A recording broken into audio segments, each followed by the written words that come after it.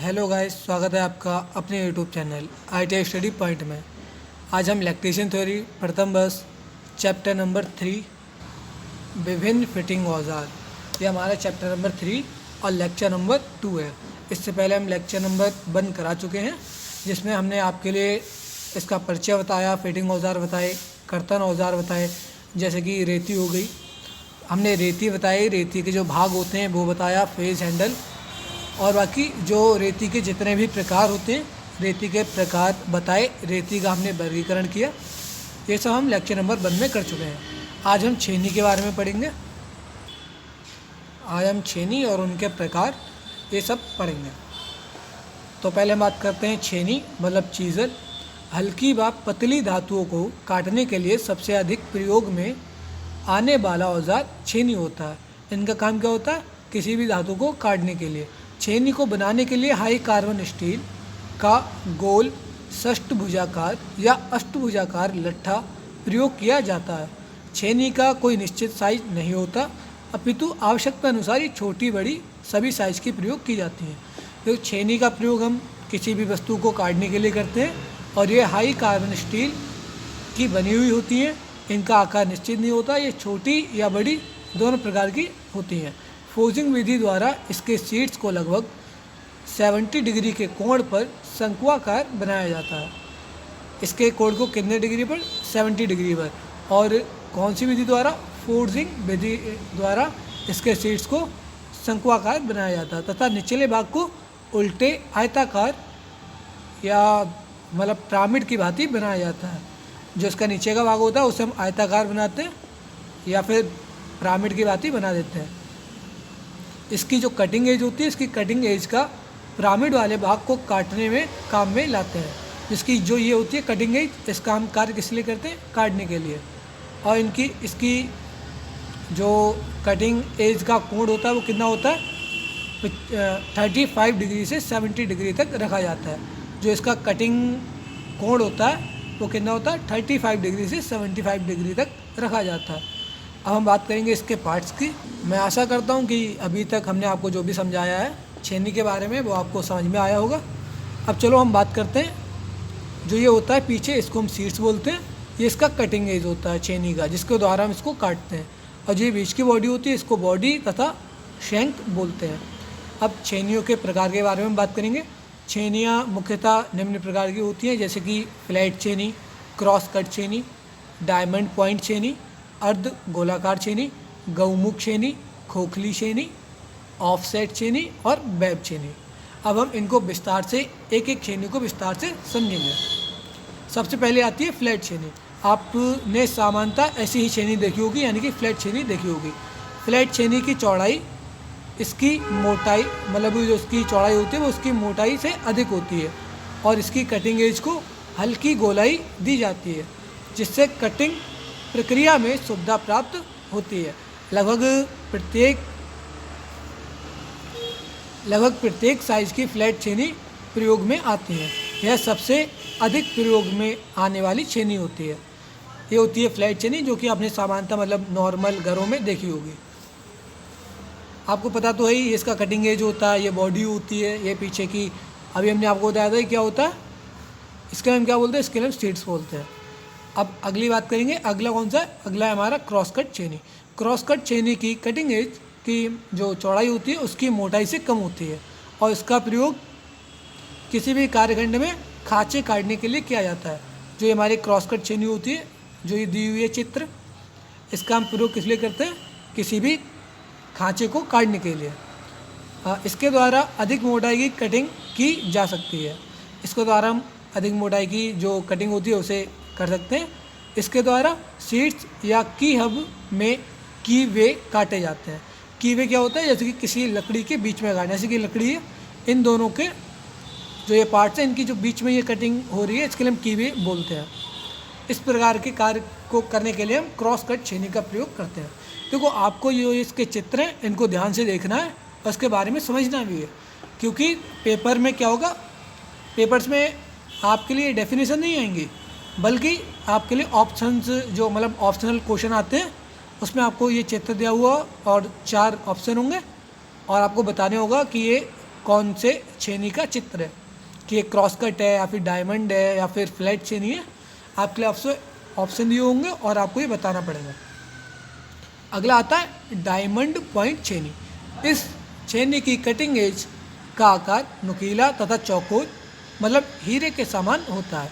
इसके नुकीले पॉइंट से बी ग्रुप काटे जा सकते हैं। डायमंड पॉइंट छेनी का प्रयोग आयताकार ग्रुप के कोने सीट या मतलब शार्प करने के लिए भी किया जाता है। ऐसा जो ये डायमंड पॉइंट छेनी होती है, इसकी जो कटिंग एज होती है वो नुकीली, चौकोर या हीरे की आकार की होती है और इसके जो मतलब इसके नुकीले जो पॉइंट होते हैं वो बी ग्रुप काटने के लिए सक्षम होते हैं। इससे हम बी ग्रुप के आकार काट सकते हैं। और इन जो ये छेनी है इसका प्रयोग किस लिए करते हैं, आयताकार ग्रुप के कोने को शार्प करने के लिए इसका प्रयोग किया जाता है। क्वेश्चन पेपर में ये भी आ सकता है कि बी ग्रुप कौन सी छेनी द्वारा काटा जाता है, तो इसका ऑप्शन क्या होगा, डायमंड पॉइंट छेनी द्वारा। अब हम बात करेंगे अगले जो हमारा अगला इसका प्रकार है उसकी बात करेंगे। अगला हमारा जो प्रकार है वो है अर्ध गोलाकार छेनी यानी कि हाफ राउंड चीज़ल। इस छेनी के आगे के टैपर भाग को अर्धवृत्ताकार आकार का बनाया जाता है। इसके सिरे पर कटिंग एज बनाई जाती है। इसकी कटिंग एज की चौड़ाई बहुत कम होती है।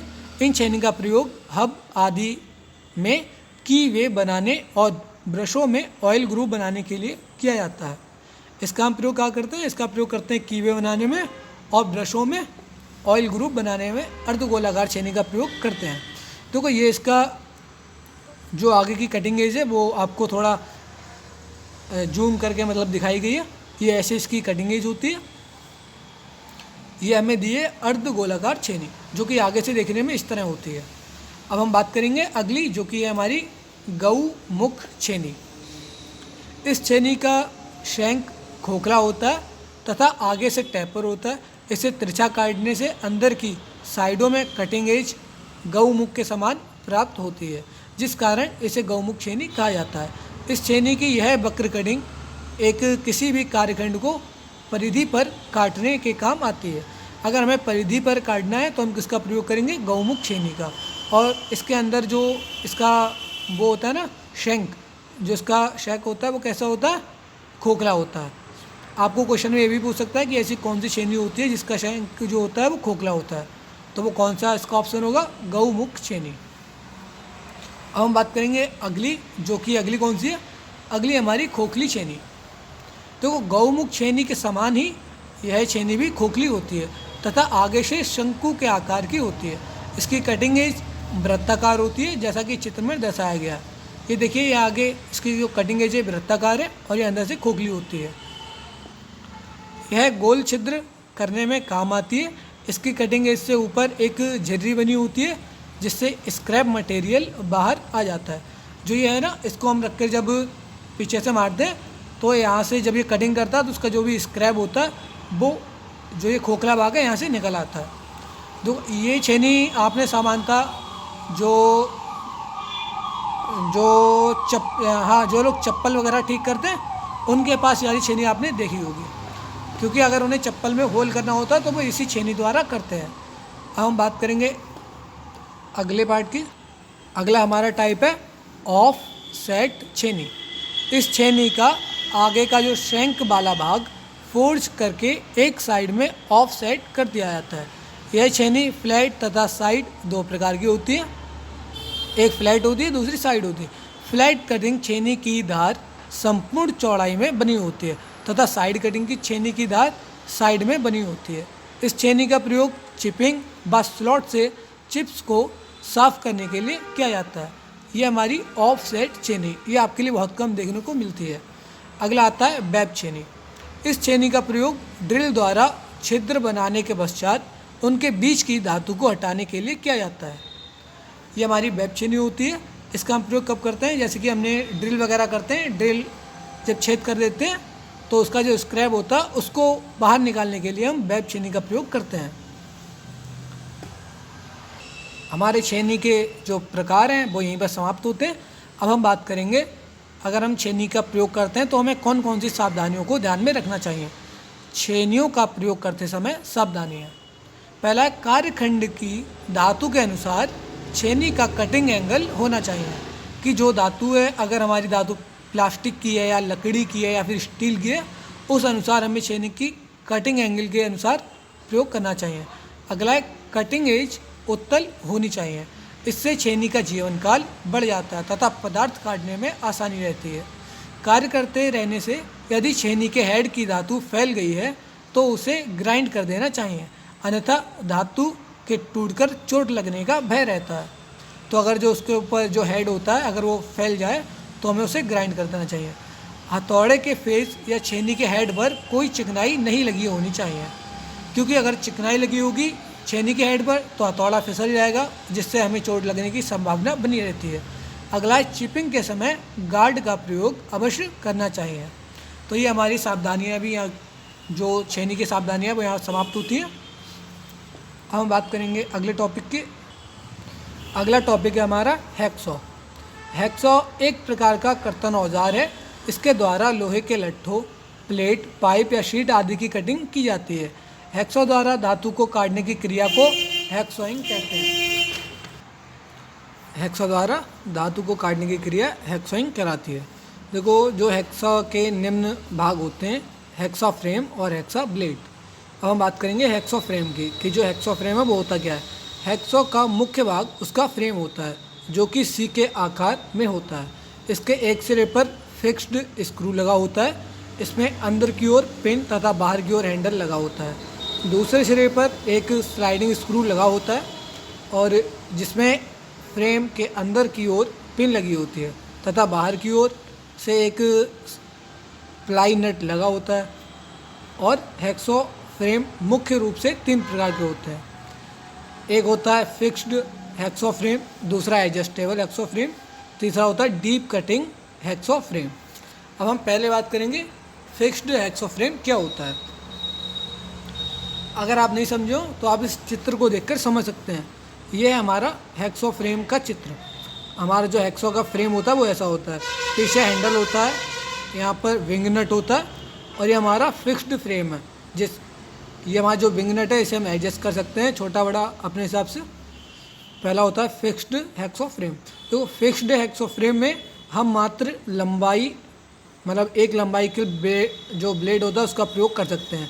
जैसे यदि फ्रेम 250 mm लंबाई का है तो वह इससे छोटे बड़े ब्लेड के साइज में उपलब्ध नहीं हो पाएगा।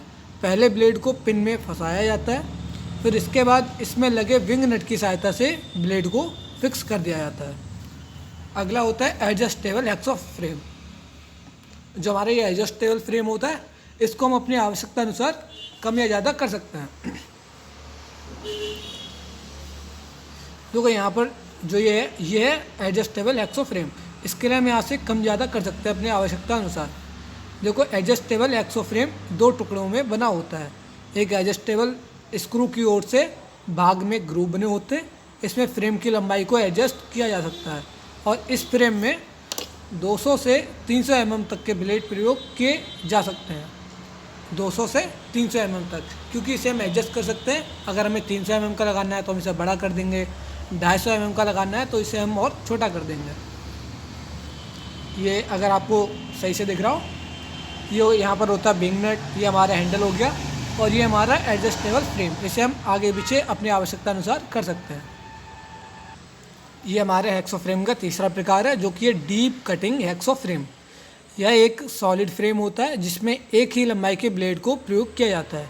इसकी गहराई बहुत अधिक रखी जाती है, जिससे यह गहराई तक काटने पर भी जॉब में नहीं अटकता है। इसकी गहराई इसलिए अधिक रखी जाती है ताकि अगर हमें गहराई तक काटना है तो इसका जो फ्रेम है वो बीच में ना अटके। ये होता है हमारा डीप कटिंग हैक्सॉ फ्रेम। अब अगला हम बात करेंगे हैक्सॉ ब्लेड की। हैक्सॉ में कटाई करने वाला पार्ट हैक्सॉ ब्लेड कहलाता है। यह एक स्ट्रिप के आकार में होता है जिसके दोनों सिरे गोलाई में कटे होते हैं। इसके दोनों सिरों पर पिन होल होते हैं जिसकी सहायता से इसे हैक्सॉ फ्रेम में फिट किया जाता है। इसकी दोनों या एक साइड दांत कटे होते हैं जो एक दिशा में झुके हुए होते हैं। इसमें ऐसा क्यों लिखा है कि दोनों तरफ या एक साइड, क्योंकि इसमें मतलब 2 तरह के ब्लेड आते हैं। एक ब्लेड ऐसा होता है इसमें दोनों तरफ दांत होते हैं और एक ऐसा होता है इसमें एक तरफ दांत होता है। ये यहाँ पर जो ये होता है इसको हम पिन होल बोलते हैं, ये ब्लेड की लंबाई हो गई है। और इसे हम टूथ पिच बोलते हैं, जो ये एक दांत से दूसरे दांत के बीच की जो दूरी होती है उसे हम बोलते हैं टूथ पिच। अब हम पढ़ेंगे हैक्सो को प्रयोग करने की विधि, कि जो हैक्सा है उसे कैसे प्रयोग करना चाहिए। तो जॉब पर कटिंग लाइन की मार्किंग करनी चाहिए। हमें जो भी चीज़ काटनी है पहले उसे हमें मार्क कर लेना चाहिए। फिर जॉब को 22 में इस प्रकार बांधना चाहिए कि हैक्सॉ कहीं अटके नहीं और कटिंग लाइन साफ दिखाई देती रहे, जिससे कि उसी दिशा में बराबर मॉनिटरिंग होती रहे। तो जॉब की कटिंग सतह 22 से 5 से 6 mm से अधिक दूर नहीं होनी चाहिए, अन्यथा इसमें चैटरिंग आती है। चैटरिंग का मतलब चटकना, कि अगर हम काटेंगे तो थोड़ी बहुत चटकाव आ जाएगा। अगला है जॉब की धातु तथा मोटाई के अनुसार ब्लेड का चयन करना चाहिए, कि जो हमारी धातु है धातु के अनुसार हमें ब्लेड की मोटाई का चयन करना चाहिए। जैसे स्टील के जॉब के लिए हाई स्पीड स्टील का ब्लेड चुनना चाहिए, जबकि ब्रास या एल्यूमिनियम के लिए हाई कार्बन स्टील का ब्लेड चुना जा सकता है। अब एक मेन चीज़, कटिंग करते समय सावधानियाँ, कि हमें कौन कौन सी सावधानियों का ध्यान रखना है। पहला है, जहाँ कटिंग मतलब जहाँ से कटिंग शुरू करनी है वहाँ रेती से बी ग्रुप बना लेना चाहिए, इससे ब्लेड इधर उधर नहीं भागेगा, जो हम जहाँ पर कटिंग करना चाहें वहीं पर होगी। और हैक्सॉइंग के समय दाएं हाथ से हैक्सॉ का हैंडल पकड़कर आगे पीछे चलाने के लिए दबाव डालना चाहिए। साथ ही बाएं हाथ से फ्रेम को आगे की ओर गति कराना चाहिए। हैक्सॉइंग के समय मात्र फॉरवर्ड स्ट्रोक में ही हैक्सॉ पर दबाव डालना चाहिए, क्योंकि यह केवल फॉरवर्ड स्ट्रोक में ही कटाई करता है। इसका मतलब ये है कि जब हम इसको आगे की ओर हैक्सॉ को चलाते हैं तब ये कटाई करता है, पीछे की ओर चलाने से नहीं करता। कठोर धातुओं को काटते समय शीतलक या पानी का प्रयोग करते रहना चाहिए, जिससे ब्लेड अधिक गर्म ना हो पाए। हमें शीतलक का प्रयोग क्यों करना चाहिए? क्योंकि अगर जैसे कि हमें किसी भी मोटी धातु को काटना है, फिर हम उसे काट रहे हैं तो काटते हुए ब्लेड गर्म पड़ जाता है। अगर हम शीतलक का प्रयोग करेंगे तो ब्लेड पुनः ठंडा हो जाएगा, अन्यथा ज़्यादा गर्म होकर ब्लेड टूट सकता है। आगे कटिंग करते समय झटके से हैक्सॉ को नहीं चलाना चाहिए, क्योंकि हैक्सॉ फ्रेम हमेशा सीधा चलाना चाहिए, क्योंकि टेढ़ा होने पर कटाई टेढ़ी होगी तथा ब्लेड फंसकर टूट भी सकता है। अगला, ब्लेड के टूटने पर पुराने कट में नया ब्लेड नहीं चलाना चाहिए, यह फंसकर टूट सकता है। कि अगर ब्लेड टूट गया तो हमने पुनः नया ब्लेड लगाया, फिर उसे पुराने कट पर चलाएंगे तो वो पुनः टूट जाएगा। तो हमें न्यू कट से, अगर हम न्यू ब्लेड लगा रहे हैं तो हमें न्यू कट बनाना चाहिए।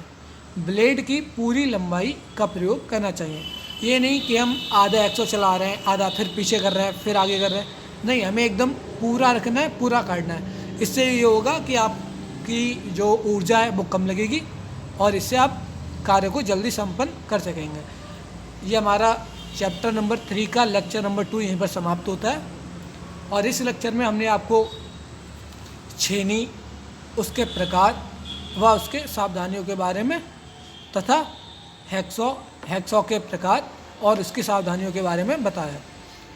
अब हम जो हमारा लेक्चर नंबर 3 होगा उसमें हम आपको आगे पढ़ाएंगे। बाकी ये लेक्चर यहीं पर समाप्त करते हैं। तब तक के लिए धन्यवाद। और अगर आपको वीडियो थोड़ी सी भी अच्छी लगी हो तो वीडियो को लाइक करें, चैनल को सब्सक्राइब करें, ताकि आपको और जितने भी चैप्टर हैं उन सब की वीडियो टाइम टू टाइम मिलती रहे और बाकी आपकी एकदम बेहतर तैयारी हो सके। मिलते हैं अगले लेक्चर में, तब तक के लिए धन्यवाद।